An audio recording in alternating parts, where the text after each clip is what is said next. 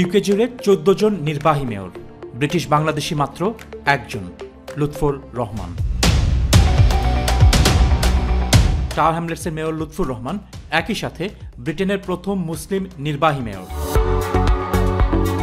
এই মেয়াদে লুৎফর পূর্ণ করেছেন দায়িত্বের 3 বছর।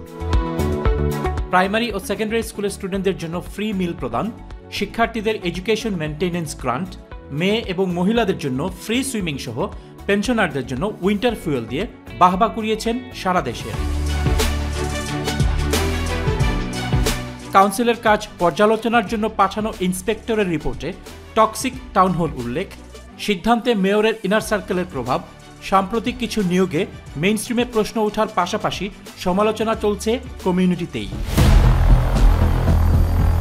40 বিলিয়ন পাউন্ডের ইকোনমি নিয়ে ইউকের তৃতীয় শীর্ষ কাউন্সিল আর প্রায় 3.5 লাখ বাসিন্দাদের প্রতিনিধিত্বকারী লুৎফর কেন সব কমিউনিটির মেয়র হতে পারছেন না? জবাব নিতে দেখুন চ্যানেল এস এর special spotlight. Spotlight exclusive live interview with mayor Lutfur Rahman দেখুন মঙ্গলবার 29 জুলাই রাত 8টায়। প্রযোজনা ও উপস্থাপনায় ফারহান মাসুদ খান।